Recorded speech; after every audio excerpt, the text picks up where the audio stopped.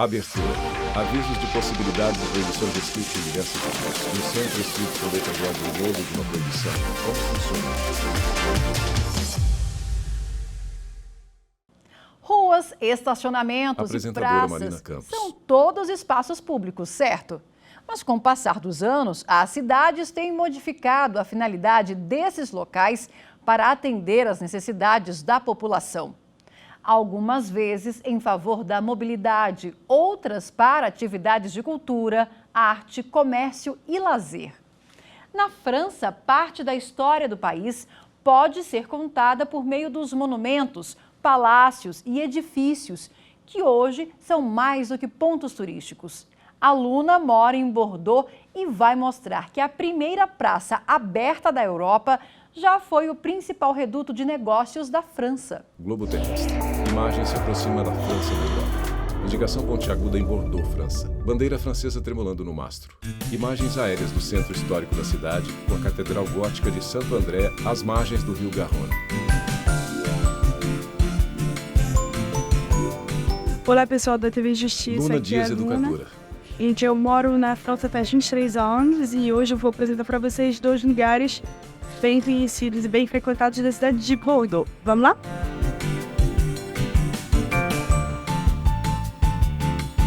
Então, pessoal, aqui agora nós estamos na Praça da Bourse, Place de la Bourse, que é a primeira praça aberta da Europa. É uma praça que foi construída no século XVIII e onde foram construídos também dois imóveis muito importantes, que é o imóvel das Douanas, que está ali atrás, que virou o Museu das Douanas também. E aqui na frente nós temos o Tribunal de Comércio. Então a Bolsa, no nome da praça, é esse aspecto financeiro comercial da cidade de Bordeaux, que antes era uma cidade muito importante, um dos maiores portos da França, onde se importavam muitas mercadorias e de onde saíam também muitos escravos para as colônias. Uma praça pequena, mas bem famosa, que é a Place du Palais, Praça do Palácio. Então, que tem esse monumento aqui, que é chamado Porte Caillou, que é uma porta construída no século XIV, uma porta de defesa da cidade. Ao sair da Idade Média, essa porta acaba perdendo a sua função de defesa e vira aos poucos um museu da cidade de Bordeaux, um museu histórico. Na frente dessa porta nós temos uma outra praça, que é a pracinha que eu estava falando, que é Place Caillou, então a praça desse monumento. Essa praça também teve uma função que evoluiu com o tempo.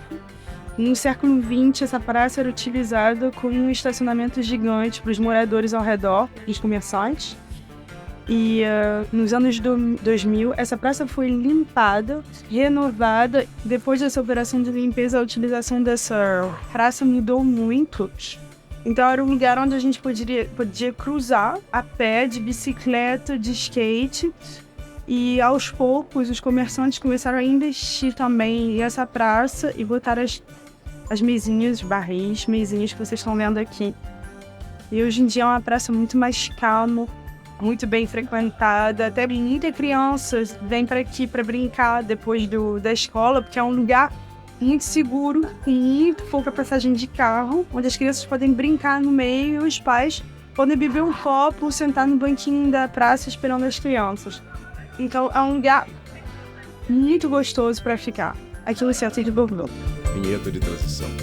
E você sabe onde estão localizadas as maiores praças do mundo? Em primeiro lugar, com 1.760.000 metros quadrados, está a Praça Xingai, em Dalian, na China. A Times Square de Nova York pode ter muita fama, mas em tamanho é a Times Square chinesa que está em segundo lugar. Localizada em Daqing, ela mede aproximadamente 1.400.000 metros quadrados. Tem uma representante brasileira nesse ranking, é a Praça dos Girassóis, que fica em Palmas, no Tocantins, com 570.000 metros quadrados. Está em quarto lugar. Vinheta de transição. E para falar sobre esse assunto, Apresentadora convidamos Marina o Campos. advogado de Direito Urbanístico e professor de Direito Internacional, Marcelo Grimoni. Doutor Marcelo, seja bem-vindo ao nosso programa. Quando a gente fala em uso do espaço público para atender às necessidades da população, a gente tem que falar também de um conceito mundialmente conhecido como direito à cidade. Queria que o senhor explicasse para a gente que direito é esse, como ele surgiu. A proposta da ONU, nós temos Marcelo aí Grimoni, a advogado Carta de Direito Urbanístico. Internacional de Direito à Cidade, de 2005, e vários outros documentos que têm como escopo, como objetivo, transformar a cidade num espaço de inclusão social, num espaço de fomento dos direitos humanos. A ONU foi concebida no pós-guerra para permitir um novo pacto pela paz e pelos direitos humanos. Hoje, uma parte significativa da população mundial habita cidades.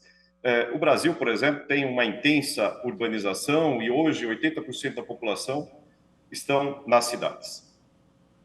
A paz é a consolidação dos direitos humanos. Se nós habitamos as cidades precisam ser um espaço de inclusão, um espaço de respeito, um espaço de cidadania. Então, há um movimento no mundo pela ocupação das cidades e efetivação dos direitos humanos. A cidade não pode ser mais aquela cidade apenas fabril, não pode ser mais a cidade ocupada pelos automóveis, mas a cidade deve estar centralizada no ser humano. No Brasil, esse direito está descrito no Estatuto da Cidade assim: o direito à terra urbana, à moradia, ao saneamento ambiental, à infraestrutura urbana, ao transporte e aos serviços públicos, ao trabalho e ao lazer para as presentes e futuras gerações. No Brasil, a nossa legislação diz que a praça é um bem público de uso comum do povo. A responsabilidade pela manutenção é só do Estado ou pessoas, a sociedade como um todo também pode participar desse trabalho? Não, o ente público tem a responsabilidade... Marcelo Grimoni, advogado de Direito Ele Urbanístico. é o responsável pela manutenção, ele é o responsável pela gestão dos bens públicos, né? Principalmente os municípios. Mas... há vários programas, e eu poderia citar o programa aqui do município de São Paulo, em que se permite que o particular adote uma praça. Então, uma empresa pode fazer a adoção de uma praça, um condomínio, como, por exemplo, o meu condomínio fez, nós adotamos uma praça que era um depósito de lixo, e com a adoção, ela passou a ser um centro de convivência, passou a ser um centro de encontro. Hoje é muito comum, né, as pessoas terem os seus respectivos pets, então é um local que nós levamos os nossos pets, nós encontramos os nossos vizinhos, e esse é um excelente exemplo, né, da Prefeitura aqui de São Paulo, é o programa Adote uma Praça. Né? E aí a obrigação, né, do condomínio de cuidar dessa praça, e a contrapartida é que tem lá um letreiro em que o condomínio ele cumpre a sua responsabilidade social adotando essa praça e faz esse pequeno anúncio, né, de que nós cumprimos com o nosso papel de cidadãos, né, adotando aquela praça. Então, o espaço público não é um espaço de ninguém, o espaço público é um espaço de todos. O poder público, a responsabilidade da gestão, e a sociedade, a responsabilidade do cuidado. Vamos voltar a Bordeaux, na França, porque a Luna vai mostrar para a gente que a revitalização do cais da cidade proporcionou uma nova área de lazer para turistas e moradores. Imagens aéreas de prédios modernos da cidade, ruas pelo centro histórico, bairros às margens do rio com vegetação verde alaranjada, vias asfaltadas e pontes. Como em vários lugares da cidade, todas essas obras de renovação e de limpeza também foram a ocasião de investir em obras-primas in situ. Então, alguns artistas criaram obras dentro dos espaços públicos da cidade. Essa obra que eu estou filmando aqui, que eu não sei se vocês podem ver, é um chafariz gigantesco. Durante o inverno ele está sempre desligado. Hoje vocês podem ver também a evacuação das águas. E essas rodinhas ali no chão são por onde a água chega. Então esse chafariz se chama miroir d'eau, espelho de água.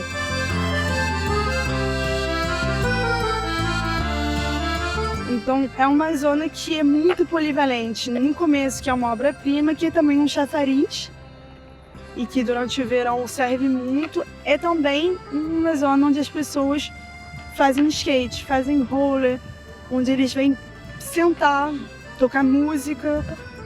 Então é uma obra não somente polivalente, mas que é também dinâmica, e a utilização do espaço público é sempre renovada e também renovada durante o ano. A gente não tem a mesma utilização aqui durante o inverno como agora, que a gente vai ter durante o verão. E também é uma das maiores atrações turísticas hoje em dia do centro de Bordeaux. Esses são os cais de Bordeaux. Como vocês podem ver hoje em dia, são muito usados pela população, muito investidos pela população. Esses cais, que sempre serviram para o comércio fluvial de Bordeaux, era onde os barcos chegavam. Então os barcos maiores chegavam no começo do rio, que está aqui na nossa esquerda, e outros barcos circulavam no interior desse rio. Então esses cais, até o ano 2002, 2003, era uma área muito mal famosa, escura, suja, onde a população não investia, a população não vinha, e hoje em dia é uma área onde circulam as pessoas a pé, de bicicleta, de skate, de roller, de trotinete. Então a utilização desse espaço aqui em Bordeaux foi totalmente revolucionado pela obra de limpeza da La Juppé. Que prazer ter mostrado isso tudo aí para vocês, da Justiça. Espero que vocês gostaram, que vocês vão se interessar. E até mais aqui em Bordeaux. Salut! Vinheta de transição. Professor Marcelo, a gente tem outros países com exemplos assim de investimento em praças, em espaços públicos que sofreram uma revitalização e passaram a ser um espaço de convivência da população? Aqui na América do Sul, eu poderia citar Marcelo Grimoni, advogado de direito urbanístico, onde ocorreu uma transformação da região portuária, né, que agora passa a ser denominada Porto Madeiro. Na década de 2000 estive lá, e realmente essa proposta aí da reportagem, né, de ocupação de espaços que tinham sido esquecidos, né, ou estavam em decadência. Então, é um bom exemplo. A cidade do Cabo, na África do Sul, também realizou também recentemente uma revitalização da região portuária e a reocupação desse espaço. E a minha sugestão para os centros das grandes capitais brasileiras também realizem essa revitalização. Eu fico muito sentido como advogado ao percorrer o centro de São Paulo. Ele está sendo desocupado, ao contrário, né? E passa a ser uma região violenta, uma região onde as pessoas não têm o prazer de passear. Eu sou uma resistência, eu visito sempre o centro da cidade.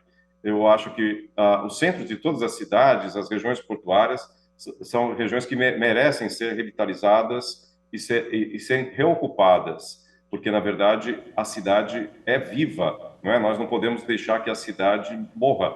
E aí nós temos toda uma legislação que incentiva essa ocupação, e eu poderia dizer que é obrigação de cada cidadão ocupar esses espaços.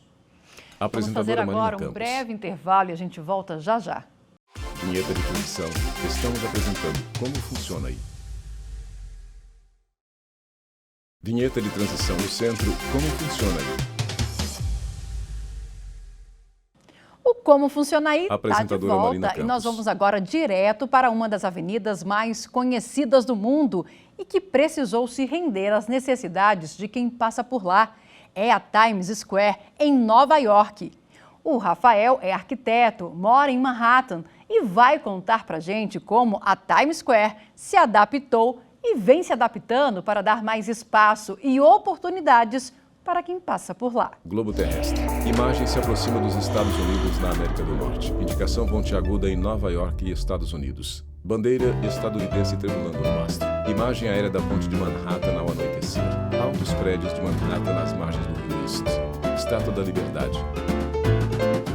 Oi, tudo bem? Meu nome é Rafael. Rafael Saldanha Duarte, arquiteto. Moro em Nova York há 7 anos e hoje vou falar com vocês um pouco sobre os espaços públicos aqui de Nova York.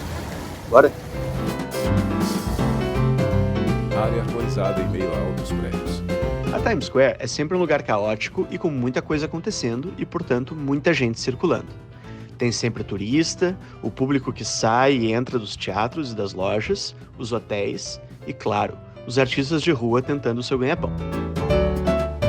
A Broadway, famosa avenida onde se concentram os famosos teatros e seus musicais, vem sendo interrompida em diversos trechos a fim de dar mais espaço às pessoas a pé.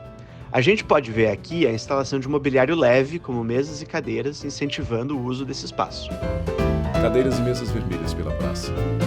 A gente vê essa mesma iniciativa em vários outros pontos da Broadway, como aqui nesse trecho que a gente está entre a Rua 39 e a Rua 40, em que o espaço dos carros foi fechado e substituído por mesas, obras de arte e simplesmente espaço para pedestres circularem e não os carros. Cadeiras e mesas pretas pela praça. Outro espaço público que vale a pena mencionar é a High Line. A High Line era uma antiga linha férrea elevada que trazia comida e suprimentos para o sul de Manhattan, aqui do lado oeste, junto ao Hudson River. Mais recentemente, no início do século XXI, essa linha férrea foi salva da demolição e transformada em um parque por iniciativa de uma organização não governamental liderada por 2 amigos que fundaram essa ONG chamada Amigos da High Line. É interessante notar a interação que esse parque elevado tem com o resto da cidade. Ele passa por cima de ruas e avenidas, por baixo de edifícios em certos casos, e sempre pontuado por muita arte em todo o caminho. Vinheta de transição. Voltamos a conversar sobre esse assunto com o advogado de Marina Direito Campos. Urbanístico e professor de Direito Internacional, Marcelo Grimoni.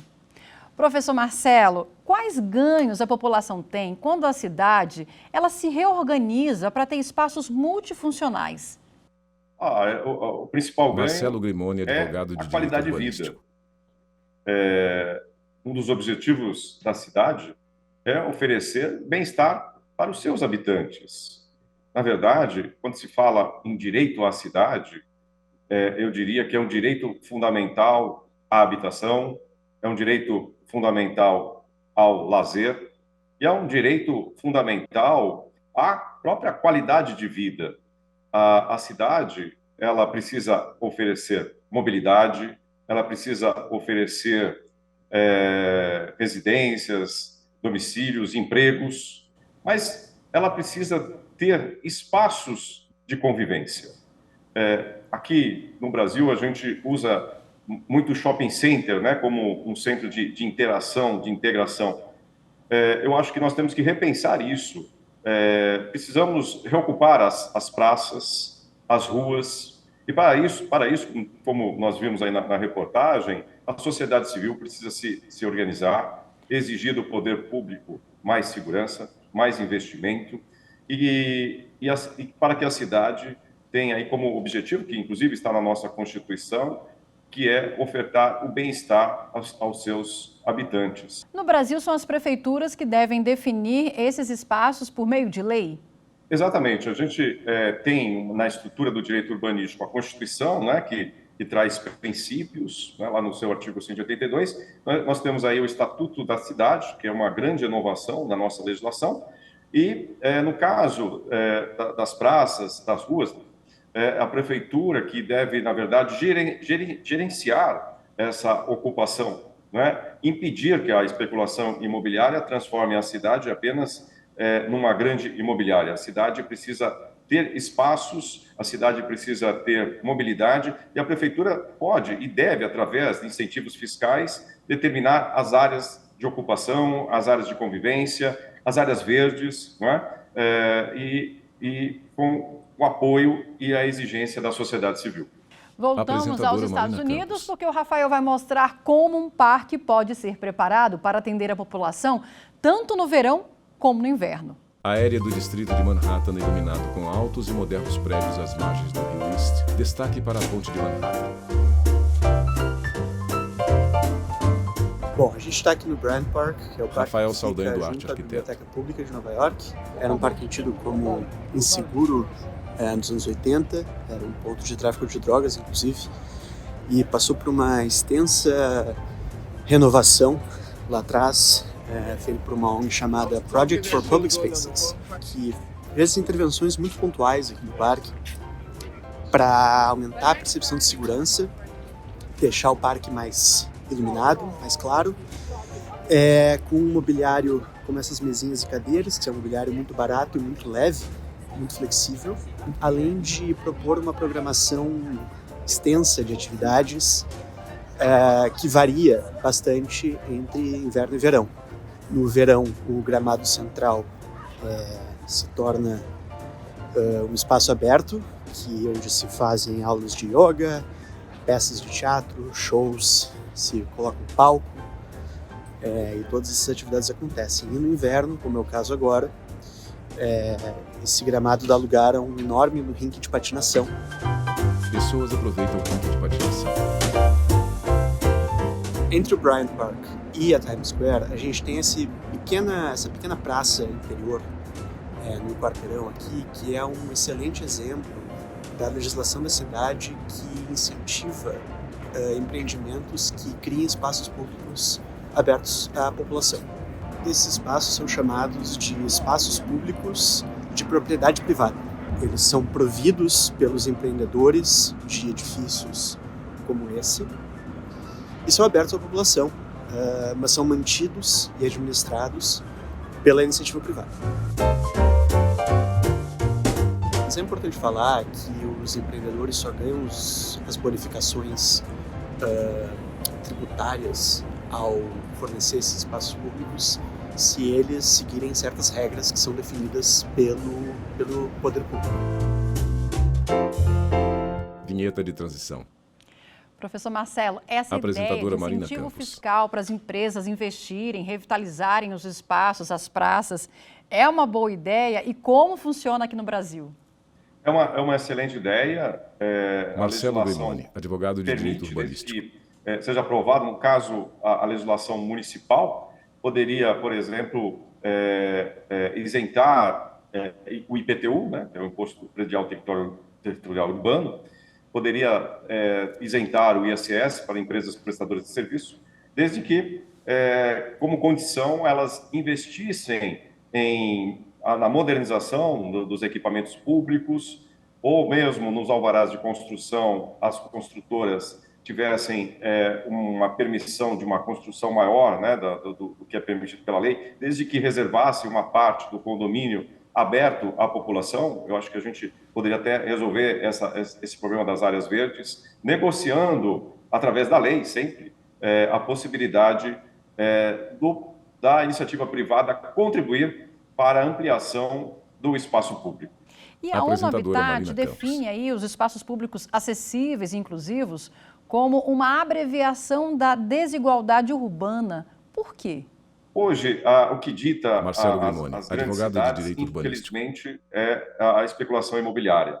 Então, nós temos aí um movimento encabeçado pela ONU, pelo Sistema Internacional de Direitos Humanos, para elaborar tratados internacionais, para criar debates, para que a cidade ela não tenha apenas essa finalidade imobiliária no sentido comercial, que a cidade ela inclua as pessoas. Então, nós temos aqui no Brasil exemplos de uma legislação que vai exigir o calçamento, né, acessível, né?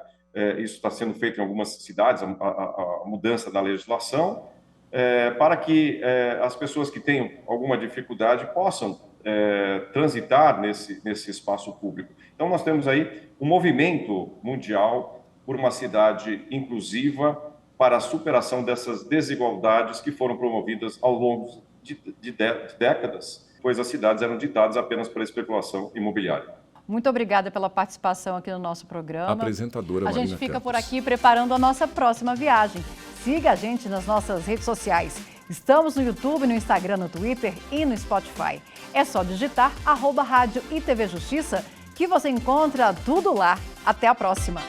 Créditos finais. Direção Diogo Ramos. Produção Lívia Faria. Apresentação Marina Campos. Edição de texto Marina Campos. Cabelo e maquiagem Kelly Realidade. Assistência de estúdio Emerson Ribeiro, Joel Ribeiro e Sávio Luna. Operação de PT Ricardo da Costa. Iluminação Ítalo Cândido. Operação de áudio Anderson Oliveira. Operação de sistemas Orlando Filho. Edição de pós-produção Paulo Mendonça. Videografismo Leonardo Veloso. Núcleo de programação Rosa Vazen. Núcleo técnico Fábio Guedes. Núcleo de produção de programas Flávia Soledade. Supervisão. Coordenadoria de Gestão da TV e Rádio Justiça e Secretaria de Comunicação Social, SPF. Realização TV Justiça 2024.